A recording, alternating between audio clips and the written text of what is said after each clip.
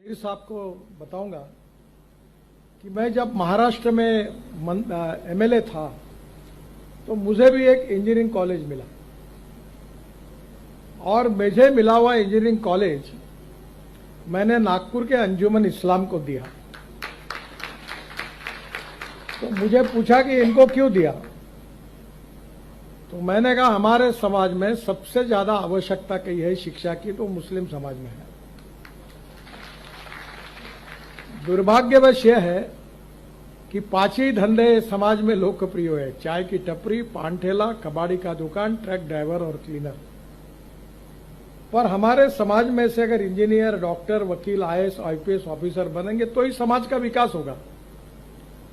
और इसलिए हम मस्जिद में एक बार नहीं 100 बार नमाज पढ़े, पर विज्ञान और तंत्र विज्ञान को अगर हम आत्मसात नहीं करेंगे तो हमारा भविष्य क्या होगा। आज डॉक्टर अब्दुल कलाम साहब जब न्यूक्लियर साइंटिस्ट बने और उन्होंने ऐसा काम किया कि आज डॉक्टर कलाम साहब का नाम हमारे देश में नहीं विश्व में सबके पास पहुंचा है। और इसलिए मैं एक बात पर विश्वास रखता हूं कि कोई भी व्यक्ति उसकी जात, पंथ, धर्म, भाषा और सेक्स से बड़ा नहीं होता, उसके गुणों से बड़ा होता है। और इसलिए हम जात, पंथ, धर्म, भाषा और सेक्स के आधार पर किसी को डिस्क्रिमिनेट नहीं करें। मैं तो राजनीति में हूं, यहां तो बहुत बातें चलती है।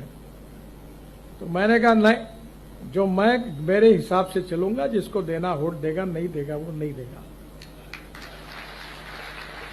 बहुत जाति वाले लोग मुझे मिलने के लिए आते हैं, तो मैंने उनको सबको मिलकर 50,000 लोगों में कह दिया, जो करेगा जात की बात उसको कस के मारूंगा लात।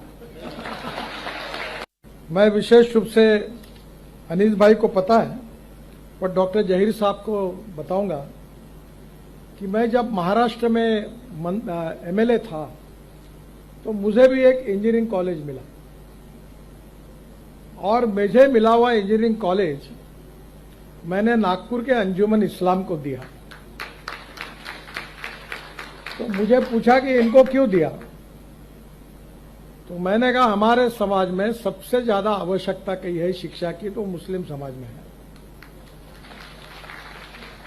दुर्भाग्यवश यह है कि पांच ही धंधे समाज में लोकप्रिय है, चाय की टपरी, पान ठेला, कबाड़ी का दुकान, ट्रक ड्राइवर और क्लीनर।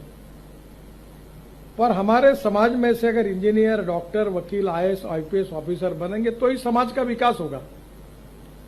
और इसलिए हम मस्जिद में एक बार नहीं 100 बार नमाज पढ़े, पर विज्ञान और तंत्र विज्ञान को अगर